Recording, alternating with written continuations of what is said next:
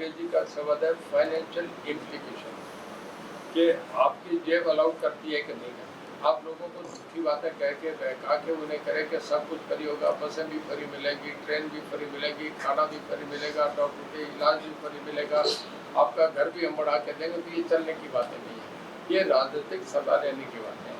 कभी कोई दुकान ऐसी चली है कि जिसमें सारा कुछ फ्री देते हैं। हम बिजली जो बाहर से लेते हैं, थर्मल की हमारी कॉस्ट जो आती है वो 5 रुपये पर यूनिट आती है, और हम जो ट्यूबवेल से लेते हैं 10 पैसे पर यूनिट देते हैं, जो इंडस्ट्रीज को देते हैं 8 रुपये पर यूनिट देते हैं। आप कोई चीज़ जो है बैलेंस करके चलाना पड़ता है, उसमें ये थोड़ी है कि फ्री दे दो, फ्री दे के कोई चल ही नहीं सकता। अगर हम झूठ बोल के करेंगे तो सत्ता ले लेंगे, फिर फेडर होगा। पंजाब में पूरी हालत है, बिजली है ही।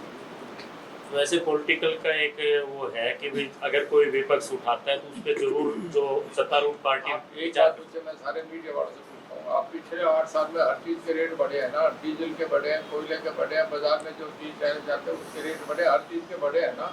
हमने 8 साल में टैरिफ नहीं बढ़ाया बिजली का, ये छोटी बात है क्या? हम बिजली चला रहे हैं, 8 साल में कोई बिजली का रेट नहीं बढ़ाया।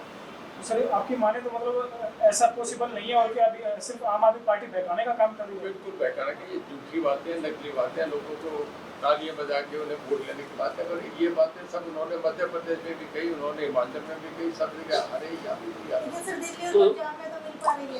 है जी। दिल्ली और पंजाब में तो 300 यूनिट तक तो मिलता है। दिल्ली पंजाब में दे रहे हैं, पर दिल्ली पंजाब में जब अगले चुनाव आएंगे तब दिखेगा ना। अभी पहली बार ही आया है ना पंजाब में, दिल्ली में वो चला सकता है, पर पंजाब में वोट सेटल कराना ठीक है, वहाँ तो सब सेंट्रल गवर्नमेंट एडिट चल जाता है। तो इस तरह से बीजेपी सरकार कब बहकाना शुरू करेगी? जिस तरह से बीजेपी आम आदमी पार्टी बहका रही है, उस तरह से बीजेपी भी क्या लोगों को राहत देने की कोशिश करेगी? देखिए मैं आपसे बताऊं, हम और सुधार कर सकते हैं, पर फ्री बिजली की बात पॉसिबल नहीं है। गरीबों को कम रेट पे हो सकता है, पहले 200 यूनिट करने हुआ है, पर ये नहीं होता कि फ्री देने की बात करें। ये नहीं है ना सरकार, हमने जो अब तक काम करा है, हमें लोगों ने 10 साल मैंडेट दिया है। आपको मोदी साहब को अब तक मिला है, आज से 15 साल तो गुजरात में चीफ मिनिस्टर है, 2 बार प्राइम मिनिस्टर बन रहे हैं, 1 बार सिंगल पार्टी को मेजोरिटी काम के वोट मिल रहे हैं। हरियाणा में 2 बार सरकार, 4 बीजेपी की थी, आज सरकार बनी है, पहली बार 447 में काम के बदले आई है। आम आदमी पार्टी 20 साल जनवरी यही तो नहीं है यहाँ तक। आज सरपंचों को फोन करके बुलाए गए थे, कोई लोकसभा चुनाव की तैयारी कर रहे हैं। नहीं फोन करके तो नहीं बुलाए, वैसे सरपंच है ना, मैंने किसी को फोन नहीं कहा। आप पूछ रहे सारे सरपंच बाहर बैठे, एक को मीटिंग तो हुई, अलग से मीटिंग तो हुई थी। नहीं सरपंच आए थे, वो कहने कि हम सरपंच अलग मिलना चाह रहे थे, नहीं कोई लोकसभा की तैयारी नहीं। देखिए ये तो पार्टी फैसला करेगी किसको लड़ाई की नहीं लड़ाएगी। पिछली बार विजेंद्र सिंह जी को पता था क्या कि मुझे लोकसभा की टिकट मिली, अगर टिकट मिलती है तो अगर कोई टिकट मिलेगी जब सब्जेक्ट है तो आपसे बात कर लेंगे। अभी तो आज आएंगे, अभी तो 1 साल आगे पड़ा है, कोई चर्चा नहीं है ना। उन्होंने जब मेरे उनके बीच में कोई बात नहीं है, आपसे मैं कैसे कहूँ कोई बात।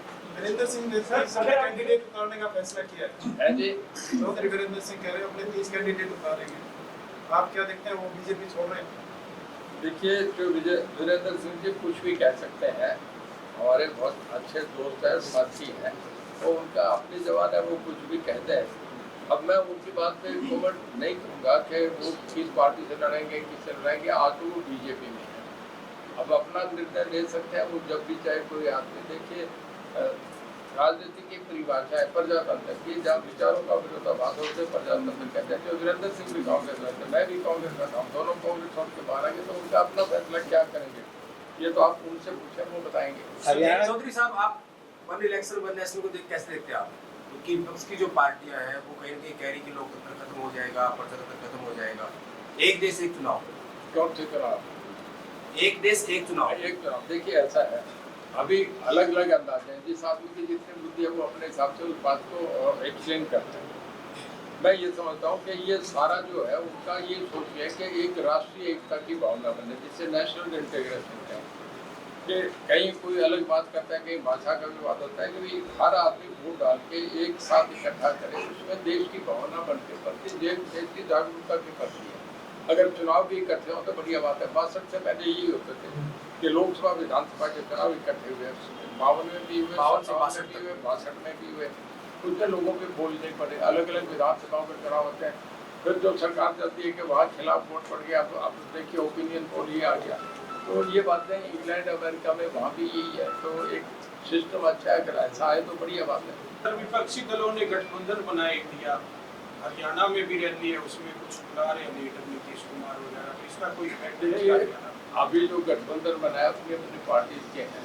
अब उन्होंने 28 में आपको गठबंधन की एक बात बताऊं कि 70 में 3 प्रमुख नेता थे, उसमें मोरारजी देसाई, चरण सिंह, बाबू जोशी, और वो जनता पार्टी बनी थी। सब पार्टियों का विलय करके, सब पार्टियों को खत्म करके एक जनता पार्टी बनी थी। वो 2 साल बाद 1989 में एक फिर जो देवीलाल ने प्रयास करा और उनकी वजह से एक पार्टी बनी 89 में, जिसमें भी 3 बड़े नेता थे, वीपी सिंह, देवीलाल, चंद्रशेखर। वो भी 18 महीने में सरकार टूटी थी।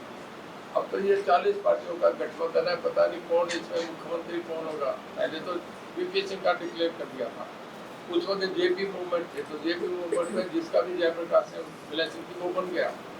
अब तो केजरीवाल अलग नेता है, नीतीश कुमार अलग है, तेजस्वी यादव अलग है, अखिलेश यादव अलग है, ममता बनर्जी अलग है, राहुल गांधी अलग है। कौन नेता का पहले नेता का तो तय हो।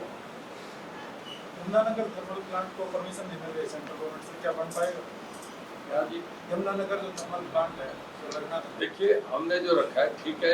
एक मोदी जी ने सभी चीफ मिनिस्टर को जब सबको बुलाए थे तो उन्होंने एक बात कही थी कि जो छत्तीसगढ़ वहीं से अगर कोयला लेकर नए प्लांट बना उसके लिए एक पॉलिसी तय करें कि वहीं कोयला उठाए ताकि रोड का नहीं और ग्रिड से पावर ट्रांसफर हो जाए।